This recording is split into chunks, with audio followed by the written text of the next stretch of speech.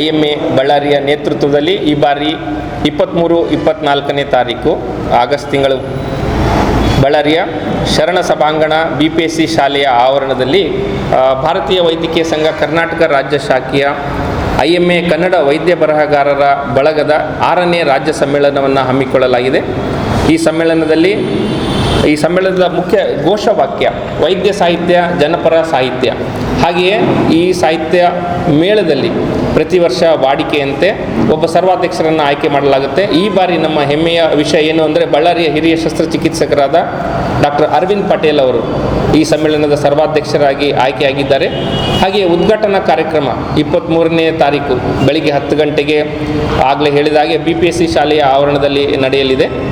ಇದಕ್ಕೆ ಮುಖ್ಯ ಉದ್ಘಾಟಕರಾಗಿ ಡಾಕ್ಟರ್ ರಹಮತ್ ತರೀಕೆರೆ ಹಿರಿಯ ಹೆಸರಾಂತ ಸಾಹಿತಿಗಳು ಅವರು ಆಗಮಿಸಲಿದ್ದಾರೆ. ಹಾಗೆಯೇ ಈ ಕಾರ್ಯಕ್ರಮದಲ್ಲಿ ಮುಖ್ಯ ಅತಿಥಿಗಳಾಗಿ ಬಳ್ಳಾರಿಯ ಹೆಸರಾಂತ ಮಕ್ಕಳ ತಜ್ಞರಾದ ಡಾಕ್ಟರ್ ಯೋಗಾನಂದ ರೆಡ್ಡಿಯವರು, ಅವರು ನಮ್ಮ ಕರ್ನಾಟಕ ವೈದ್ಯಕೀಯ ಪರಿಷತ್ನ ಪ್ರಸ್ತುತ ಅಧ್ಯಕ್ಷರು ಹೌದು, ಅವರು ಇದಕ್ಕೆ ಆಗಮಿಸಲಿದ್ದಾರೆ. ಹಾಗೆಯೇ ಈ ಕಾರ್ಯಕ್ರಮದಲ್ಲಿ ವೈದ್ಯಕೀಯ ಲೋಕದಲ್ಲಿ ಕೃಷಿ ಮಾಡಿರತಕ್ಕಂಥ 2 ವ್ಯಕ್ತಿಗಳಿಗೆ ಶ್ರೇಷ್ಠ ವೈದ್ಯ ಸಾಹಿತಿ ಪ್ರಶಸ್ತಿಗಳನ್ನು ಓರ್ವ ವ್ಯಕ್ತಿಗೆ ಹಾಗೂ ಓರ್ವ ಮಹಿಳಾ ವೈದ್ಯಗೆ ನೀಡಲಾಗುತ್ತೆ. ಹಾಗೆಯೇ 2 ಹೆಸರಾಂತ ವೈದ್ಯರಾದ ಡಾಕ್ಟರ್ ಸುನಂದ ಆರ್ ಕುಲಕರ್ಣಿ ಅವರ ಹೆಸರಿನಲ್ಲಿ ಸ್ಥಾಪಿತವಾಗಿರುವಂಥ ದತ್ತಿ ಪ್ರಶಸ್ತಿಯನ್ನು 2 ವೈದ್ಯರಿಗೆ ಅವರ ವೈದ್ಯಕೀಯ ಕ್ಷೇತ್ರದಲ್ಲಿ ಹಸ್ತಕೃತಿ ಪ್ರಶಸ್ತಿ ಹಾಗೂ ವೈದ್ಯೇತರ ಕ್ಷೇತ್ರದ ಹಸ್ತಕೃತಿ ಪ್ರಶಸ್ತಿಯನ್ನು ಪ್ರದಾನ ಮಾಡಲಾಗುತ್ತೆ. ಹಾಗೆಯೇ ಡಾಕ್ಟರ್ KS ಶ್ಯಾಮ್ ಪ್ರಸಾದ್ ಇವರ ಹೆಸರಿನಲ್ಲಿ ಇಟ್ಟಿರುವಂಥ ದತ್ತಿಯ ಪ್ರಶಸ್ತಿಯನ್ನು ಒಂದು ಶ್ರೇಷ್ಠ ವೈದ್ಯಕೀಯ ಕೃತಿಗೆ ಹಾಗೂ ವೈದ್ಯೇತರ ಕೃತಿಗೆ ಈ ಉದ್ಘಾಟನಾ ಕಾರ್ಯಕ್ರಮದಲ್ಲಿ ಪ್ರದಾನ ಮಾಡಲಾಗುತ್ತೆ.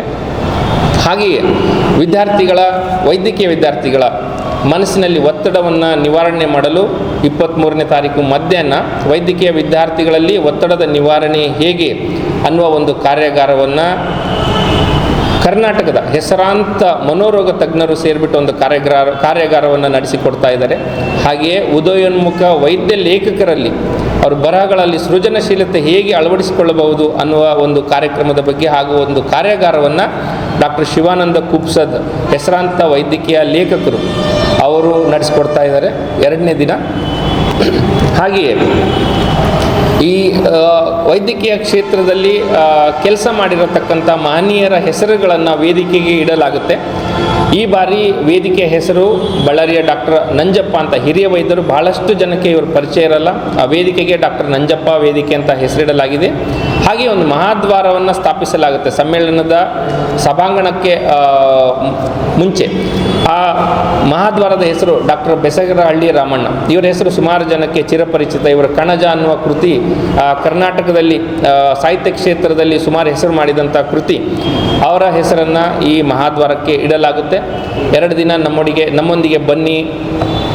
ವೈದ್ಯಕೀಯ ಕ್ಷೇತ್ರವಲ್ಲದೆ ವೈದ್ಯರು ಸಾಹಿತ್ಯ ಕ್ಷೇತ್ರದಲ್ಲಿ ಏನು ಕೃಷಿ ಮಾಡಿರ್ತಾರೆ ಅನ್ನೋದನ್ನು ನೀವು ಅನುಭವಿಸಿ ನಮ್ಮೊಂದಿಗೆ ಸಮಯ ಕಳೆಯಿರಿ. ಧನ್ಯವಾದ. ಬಳ್ಳಾರಿಯ ನಿರಂತರ ಸುದ್ದಿಗಾಗಿ ಬಳ್ಳಾರಿ ಬೆಳಗಾಯಿತು ಚಾನೆಲ್ನ ಸಬ್ಸ್ಕ್ರೈಬ್ ಮಾಡಿ ಹಾಗೂ ಬೆಲ್ ಐಕಾನ್ ಒತ್ತಿ.